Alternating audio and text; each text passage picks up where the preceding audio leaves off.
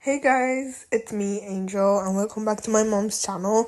Today I'm gonna be doing lasagna, and I'm gonna start this series about all the foods I can do because I really love cooking. So I already prepped the onions and the garlic, and now I'm basically gonna do the rest. And so basically, there's the spices. I also prep them because I like putting my spices in a certain way.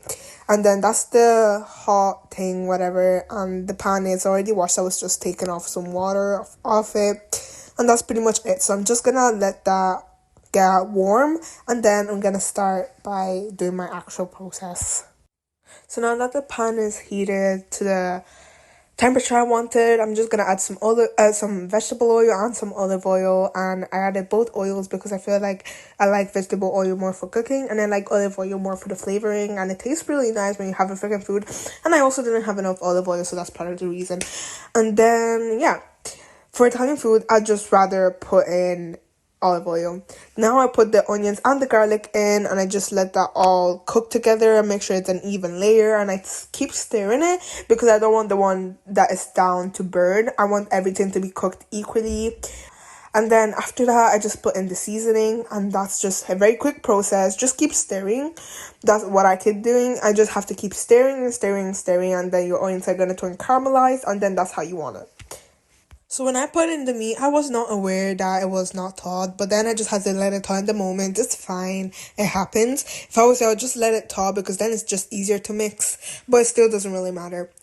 Also, I like keep mixing it because I like when the onions are well incorporated into the meat, and that's also why we like to cook them first, so then they absorb all the seasoning, and then you can just put the onions on the meat and then it tastes very, very nice. Then I just add a cup of water, not a cup, just a little thing of water, and then I just let that sit, and then that's basically it. I just give it a little mix, and then I just make sure everything is leveled to the same level, and then I just let it sit, simmer. So while the meat was on the boil, I started preparing my mozzarella, and I like getting whole mozzarella like that. I don't like shredded mozzarella. I like the fresh one that's stored in the water because it just tastes nice, and the flavor is just there. It doesn't have to be salty and everything. I don't like mine very salty because I feel like all the salt and all the spices is meant to come from the meat, and then everything else is meant to be as neutral as it can. So now the meat has been on the boil for a while, and it's ready to put the pasta sauce in. So I'm just gonna give it a last little mix to make sure the end is not burning. And yeah, now I'm just gonna put the pasta sauce in, and then I just mix it, and then I'll close it up again. Also, you can use any type of pasta sauce you have. I also used passata in this, like you can see. And I just like mixing both of them in because I feel like the green pasta sauce is very, very sweet, but it's also very rich.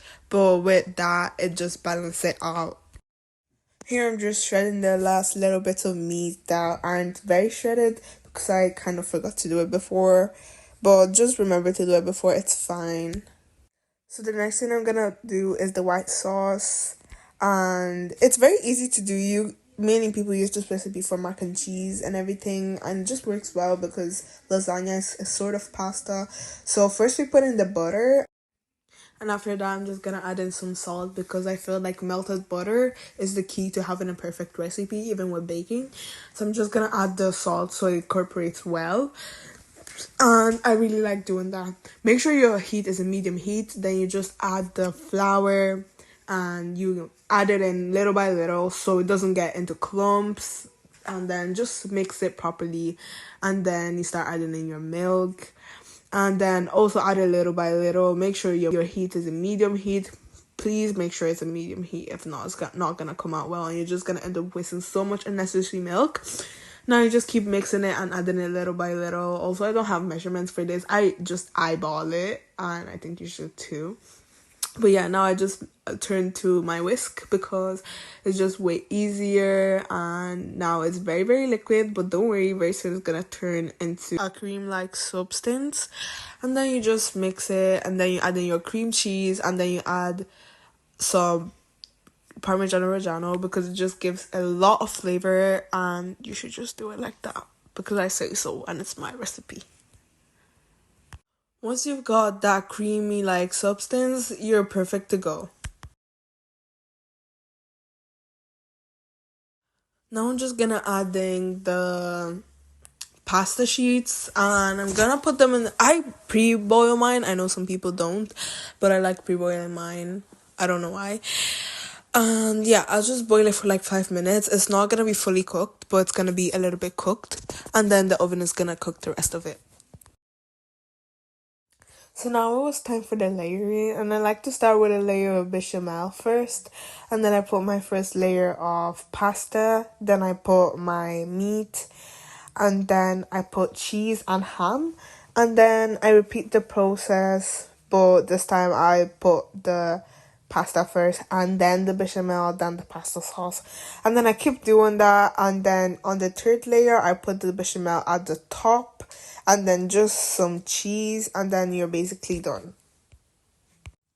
So this is the final result. As you can see, it turned out perfectly and it didn't burn and it really tasted very, very nice. So it was a very easy recipe like you guys saw, and everybody can make it, and it's very nice for everyone to make. I hope you enjoyed this. Please subscribe to my mom's channel and please follow her on everything. And please make the recipe and tell me what you think of it and enjoy. Bye.